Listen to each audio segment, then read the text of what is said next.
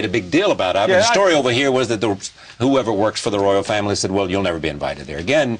Although Helen Mirren was very, very polite in her saying, I would love to. I wish I could. Absolutely. They won't let me leave the movie scene. But Helen Mirren is another example of a person who's, I think, come on much the same journey I've come on. I was going to say that.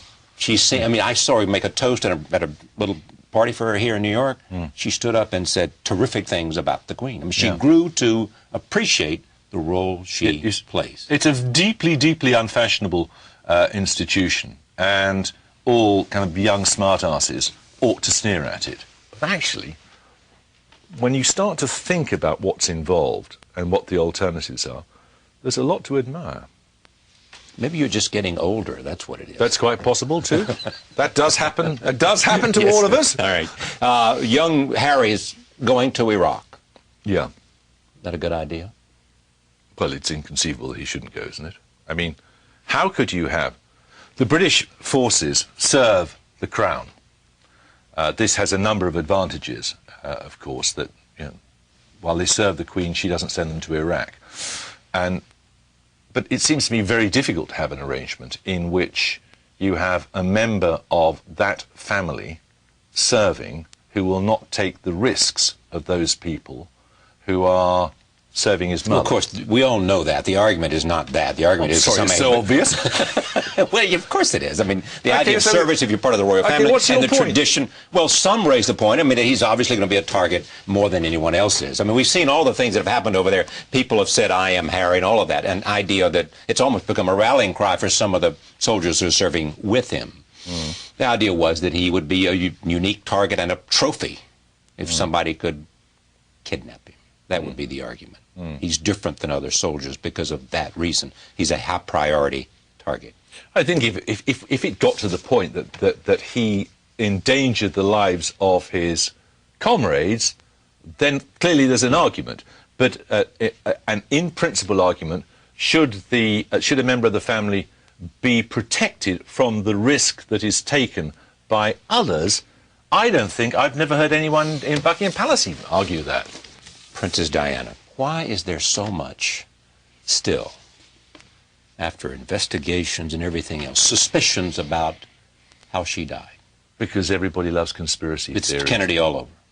Yeah. I mean, you're more up to speed on the Kennedy conspiracy theories. Just one more book has stepped forward to say it was as they said. Yeah. I mean, I quote in the book the example of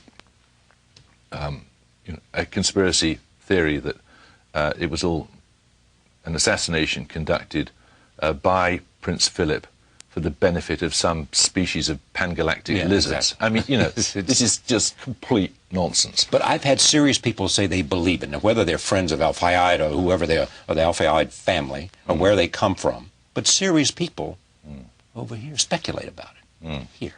I mean, it has a life beyond conspiracists.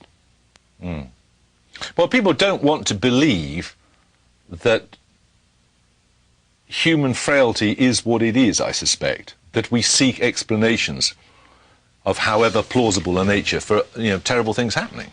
Why? I mentioned this a couple of times. A very polite inquiry into some strangely related families.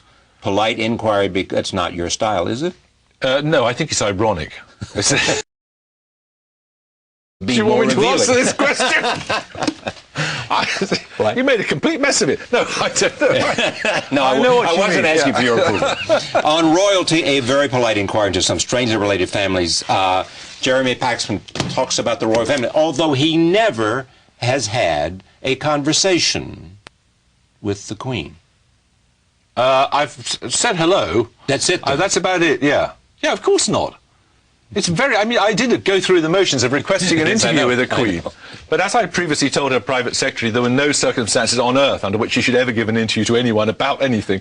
I did so with somewhat less than wholehearted conviction. Well, there is a story that you went in another room and you said, where is the Queen? You were at Buckingham Palace, I guess. You said, where's the Queen? They said she's in the other room. And so they took you into the other room. And you could see her. But you fell into your little childish... I chickened out. Chickened out. I chickened out. There was a long line of people waiting to be presented, and I thought, I can't do this.